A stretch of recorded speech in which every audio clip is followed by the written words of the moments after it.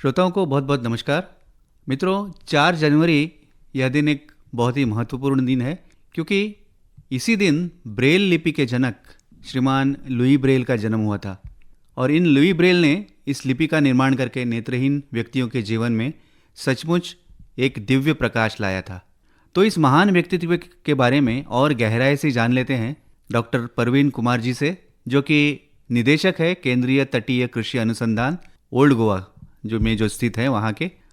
आप नेत्रहीनों के क्षेत्र में पिछले कई दशकों से कार्यरत हैं। तो बहुत बहुत स्वागत है सर, डॉक्टर परवीन जी आपका आकाशवाणी के स्टूडियो में। धन्यवाद साहब। तो आज के इस दिन के उपलक्ष्य में जो लुई ब्रेल का जन्मदिन है, तो उनके बारे में और जान लेते हैं। तो हमारे श्रोताओं को बताइए लुई ब्रेल के बारे में। जो लुई ब्रेल जी थे, जैसे आपने बताया कि लुई ब्रेल जी वो शख्सियत थे जिन्होंने ब्रेल लिपि, जो कि आप सब जानते हैं कि ब्रेल लिपि एक वो लिपि है, इसको स्पर्श लिपि भी बोलते हैं, जिसके माध्यम से जो हमारे दृष्टिहीन भाई बहन है पूरे संसार वर्ष में उसी के माध्यम से पढ़ते हैं। तो उस लिपि का जो आविष्कार करने वाले हैं उनका नाम डॉक्टर लुई ब्रेल जी है। और उनका जो जन्म था वो आज ही के दिन 4 जनवरी 1809 में फ्रांस के अंदर पेरिस के पूर्व में लगभग 40 किलोमीटर दूर एक गांव है, कुपरे गांव में उनका जन्म हुआ था। और मात्र 43 साल की उम्र में उन्होंने इस संसार को अलविदा कह दिया। और 6 जनवरी 1852 में टीबी की जो बीमारी है उसकी वजह से उनका स्वर्गवास हो गया था। पर उनका मात्र 15 वर्ष की आयु में इस लिपि का उन्होंने आविष्कार किया। और आज के दिन ये लिपि करीब करीब संसार के हर देश में इसी लिपि के माध्यम से हमारे नेत्रहीन भाई बहन पढ़ पा रहे हैं। उनके जीवन में क्या परिवर्तन इस लिपि के माध्यम से आया है, इसकी अगर तुलना करी जाए तो इस इन्वेंशन की या इसका आविष्कार की, इस आविष्कार को संसार की श्रेष्ठतम 100 इन्वेंशन में जोड़ा गया है। कैसी होती है ये जो ब्रेल लिपि होती है, वो इस्तेमाल करने में कैसे करते हैं? हाँ, ब्रेल लिपि क्या होती है, जो एक हार्ड पेपर के ऊपर 6 बिंदुओं से 6 डॉट्स के माध्यम से इसको उभारा जाता है। और 6 डॉट के परम्यूटेशन और कम्बिनेशन से सभी अल्फाबेट्स का निर्माण किया गया है। अच्छा। बहुत सरल है।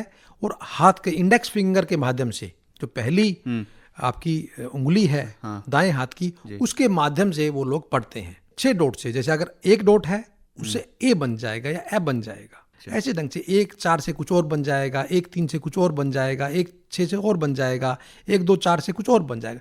तो इस सिर्फ 6 डॉट्स के कम्बिनेशन से संसार के हर वर्णमाला के अक्षर इससे बनाए गए हैं।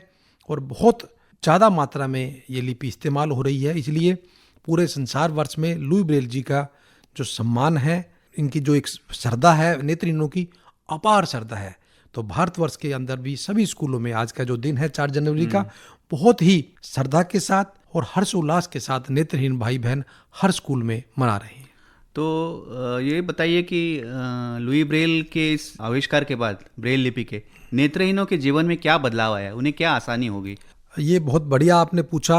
हमारे जो लुई ब्रेल जी थे ये बचपन से ब्लाइंड नहीं थे। ये बचपन से जब पैदा हुए, ये सामान्य पैदा हुए थे। इनके जो पिता थे वो एक चमड़े का व्यापार करते थे, और जो घोड़े के ऊपर काठी लगाते हैं चमड़े की, वो चमड़े की सीलने वाले, तो वो एक कार्य करते थे। और उनकी वर्कशॉप में जब 3 साल का लुई ब्रेल जी नन्हा 3 साल की उम्र में उनकी वर्कशॉप में खेल रहा था उनके औजारों के साथ। जो सुआ, जो सीलने वाला होता है, चमड़े को सीलने वाला सुआ, उससे खेलते खेलते चमड़े में होल कर रहे थे वो नन्हा लुई ब्रेल जी। और वो सुआ उछल के उनकी दाहिनी आंख के अंदर लग गया। वो इतना इन्फेक्शन हो गया, वो दाहिनी आंख तो वो उसी 15-20 दिन में चली गई। और अगले 2 सालों में काफ़ी इलाज कराने के बाद भी 5 साल में पूर्ण रूप से वो नेत्रहीन हो गए थे। यानी कि एक दुर्घटना की वजह से वो नेत्रहीन हुए। परंतु वो बहुत प्रखर थे, बहुत इंटेलिजेंट थे। और उन्होंने 15 वर्ष की आयु में जो पहला वर्जन था ब्रेल लिपि का आविष्कार कर दिया। और आपने अब जो पूछा है इससे क्या परिवर्तन आए हैं, वैसे तो मैं आपको एक कविता सुनाऊंगा, पूरी इनकी जो जीवनी है, क्या परिवर्तन आया है उनसे, उस कविता के अंदर मैं सब कुछ बताऊंगा। पर आज के दिन नेत्रहीन आप देखो, आप हर क्षेत्र में नेत्रहीन है। BA किया है, MA किया है, PhD किया है, बहुत सारे प्रोफेसर्स हैं, बहुत सारे टीचर्स लगे हुए हैं, म्यूजिक टीचर लगे हुए हैं, अन्य खिलाड़ी है। उनकी अलग अलग क्रिकेट की टीम अलग है, फुटबॉल की टीम अलग है। उसमें फर्क क्या होता है, उनकी जो फुटबॉल है या क्रिकेट की बॉल है, उसमें कुछ बजने के लिए अंदर वो डाल दिए जाते हैं ताकि वो बजती हुई जमीन के साथ चल जाए, जहां जहां आवाज आएगी वो चले जाएंगे। क्यों नेत्र ना देखने की वजह से जो उनको सुनने की शक्ति है वो थोड़ी तेज हो जाती है, तो बहुत फास्ट इनकी सेंस रहती है सुनने वाली। उसी से जुड़ा मेरा अगला सवाल है कि ऐसा सुना है कि उनकी आंख की रोशनी चली जाती है, लेकिन ये जो हमारे पंचेंद्रिय हैं उनमें से बाकी जो उनके इंद्रिय हैं उनकी ताकत बढ़ जाती है, जैसे कि खासकर सुनने की, तो क्या ये सच है? सुनने की भी उनकी संख्या जो पावर है वो बढ़ जाती है, और टचिंग की पावर भी बहुत बढ़ जाती है, क्योंकि जो लिपि है वो स्पर्श लिपि है। इंडेक्स फिंगर से वो डॉट्स को अनुभव करना है कि वो डॉट 1 का है या वो डॉट 4 का है या डॉट 5 का है, जस्ट माइनर स्पेस के अंदर, तो वो स्पर्श की भी इनकी अनुभव संख्या बढ़ जाएगी।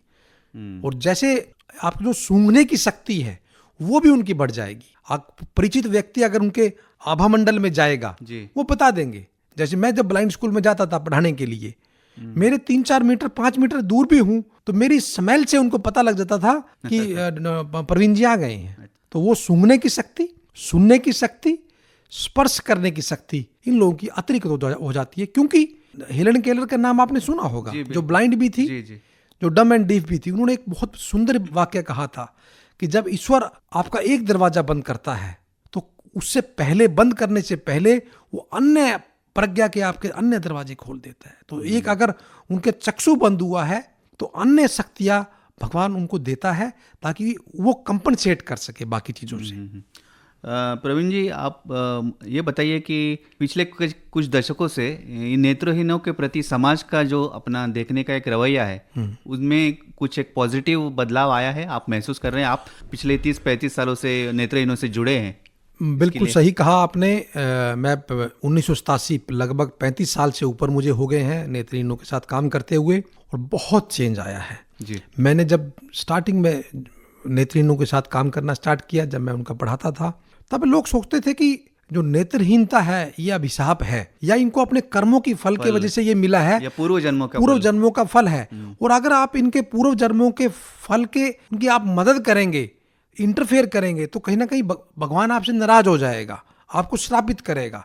पर अब बहुत ज़्यादा चेंज आया है। मैं देखा है कि अब लोग उनकी मदद के लिए बहुत आगे आ रहे हैं।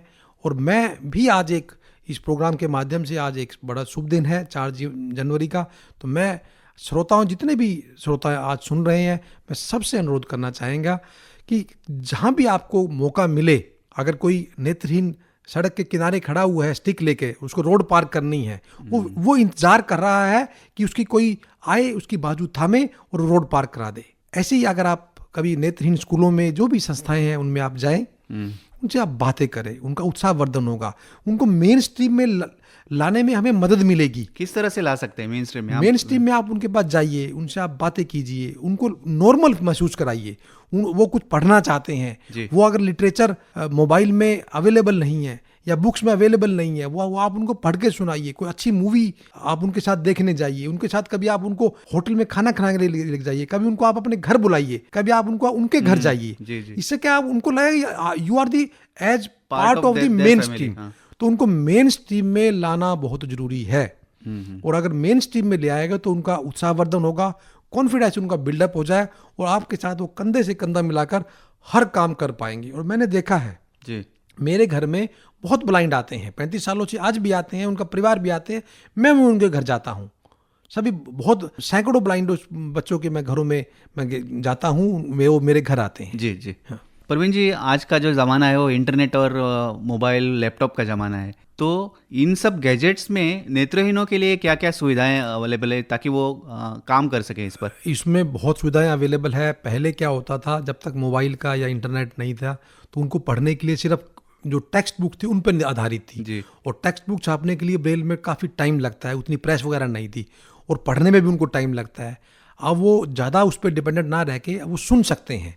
अब हर कुछ जो सीडी के रूप में या पेन ड्राइव के रूप में या यूट्यूब के रूप में वीडियोज अवेलेबल है। तो बहुत जो मोबाइल का इस्तेमाल है, आप देखो, आप एंड्रॉयड का मोबाइल का इस्तेमाल है, टॉकिंग सॉफ्टवेयर उसमें डाला हुआ है, अब हर ब्लाइंड इस्तेमाल कर रहा है, फ़ोन कॉल भी कर रहा है, वो वीडियो कॉल भी कर रहा है, आराम से बातचीत कर रहा है।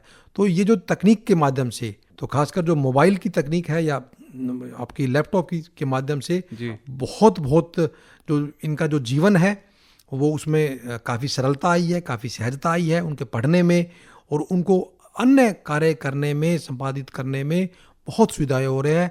और ये मुझे लगता है कि आने वाले टाइम में कहीं ना कहीं जो मुझे खलकता है कि कहीं ना कहीं मैं चाहता हूं कि मेरे जीवन काल में कुछ ऐसा हो जाए, एक आर्टिफिशियल आई बन जाए, आर्टिफिशियल अच्छा। आई हाँ, हाँ। आर्टिफिशियल आई बन जाए, ऐसा कोई रिसर्च हो जाए कि एक हर नेत्रहीन कहीं ना कहीं कुछ देख पाए। तो ये मैं सपना देखता हूं कि मेरे जीवन काल में शायद कुछ ऐसा चमत्कार हो जाए कि कोई भी बिना दृष्टि के ना रहे। परवीन जी, आज के इस हमारे बातचीत का समारोह हम आपकी एक कविता से करते हैं जो आपने नेत्रहीनों पे लिखी है, तो प्रस्तुत कर। मैंने पहले आपको बताया कि नेत्रहीनों के जो लुई ब्रेल जी जो आविष्कारक है ब्रेल लिपि के, उनकी पूरे जीवनी को मैंने एक कविता के रूप में जी। उसको डॉक्यूमेंट किया है। इसका शीर्षक मैंने दिया है श्रद्धा सुमन। ओ पूज्यवर लुई ब्रेल, आज मैं याद तुम्ही को करता हूँ। ओ पूज्यवर लुई ब्रेल, आज मैं याद तुम्ही को करता हूँ। मेरे बाग के सुंदर फूल सप्रेम समर्पित करता हूँ। जिस दिन तुमने जन्म लिया था, कुपरे में खुशहाली छाई थी। जिस दिन तुमने जन्म लिया था, कुपरे में खुशहाली छाई थी। 3 वर्ष की मासूम आयु में तुम में अंधेरी आई थी।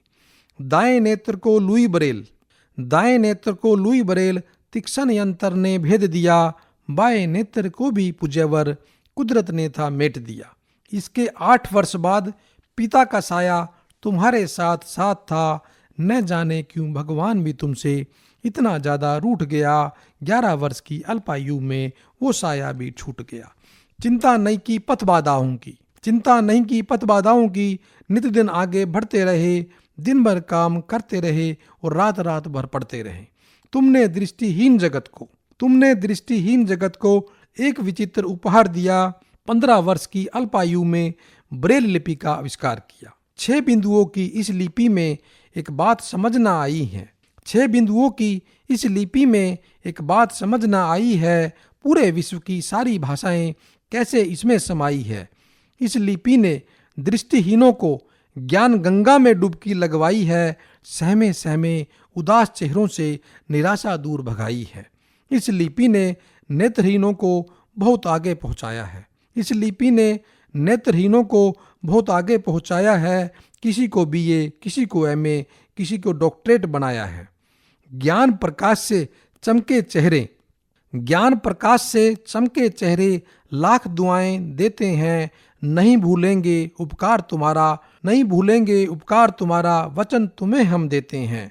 आज तुम्हारे इस कर्म का आदर सारा संसार करता है। आज तुम्हारे इस कर्म का आदर सारा संसार करता है। परवीन तुम्हें पूज्यवर नमन बारंबार करता है। परवीन तुम्हें पूज्यवर नमन बारंबार करता है। बहुत बहुत धन्यवाद।